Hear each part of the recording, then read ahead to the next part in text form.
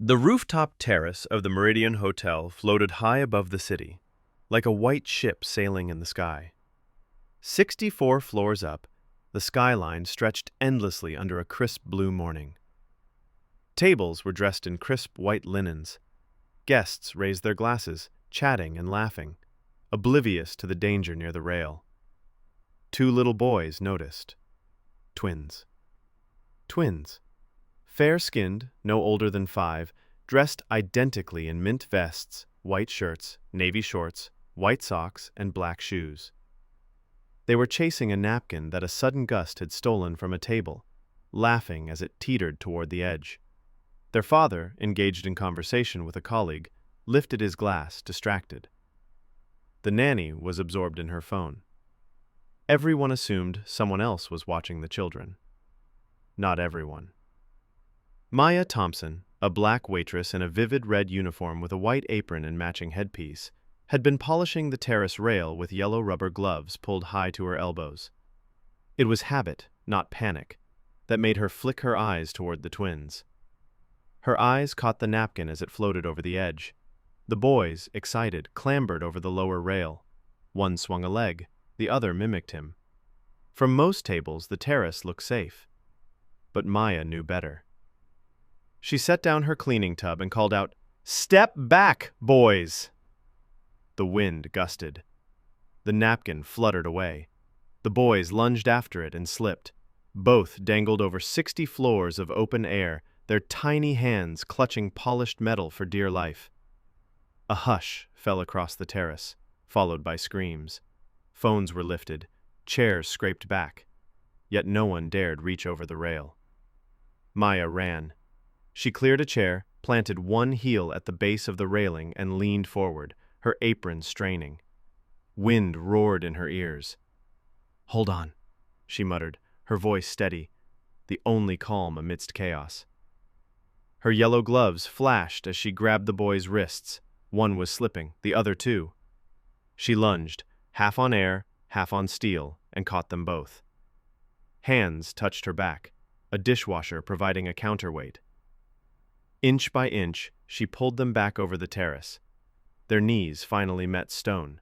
She collapsed, holding both in her lap, as the terrace erupted in clapping, shouts, and astonished murmurs. The twins clung to her, their shampoo-scented hair brushing her cheeks. Some guests clapped because they didn't know what else to do. A man's voice cracked in terror. It was their father, rushing through the crowd.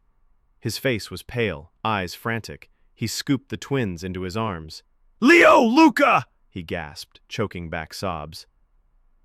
The boys reached back for Maya even as they buried their faces in their father's chest. "You saved them," the man whispered to her, voice quivering. You pulled them back." Maya nodded, unsure what to say. She hadn't acted for thanks. Minutes later, the crowd began to murmur again. Some were still replaying what they'd witnessed, pointing at the railing as if it were a scene from an impossible story. Leo held his sons close, yet his eyes remained on Maya. "Do you know who I am?" he asked. She shrugged. "Does it matter?" He smiled faintly.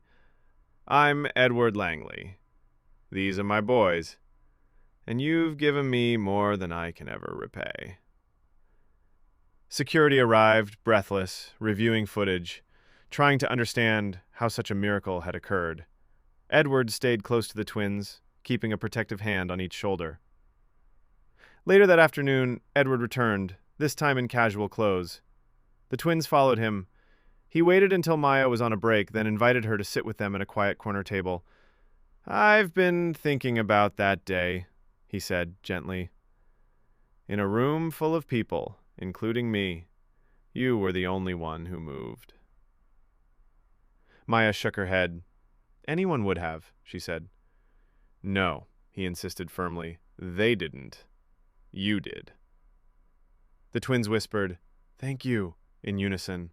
Maya crouched to their level, smiling softly. "You're welcome," she said. "But promise me, no more peeking over edges." They nodded solemnly. Edward pulled an envelope from his pocket, insisting she take it. "It's not payment," he explained. "It's gratitude." and a phone number. If you ever need anything, anything at all, you call me. She hesitated, then accepted it. That night, a video surfaced online. A guest had recorded the entire ordeal. The twins climbing the railing, the red uniformed waitress lunging, the impossible moment she held them over 60 floors of empty air. It spread rapidly, with captions like, "Hero waitress saves twins from fall." Comments called her fearless, heroic, deserving of medals. Parents across the city shared the footage, adding captions like, "Every second counts," and "Angels walk among us." Maya declined all interview requests. She wanted only to return to work, to make rent, to check on her mother and little brother.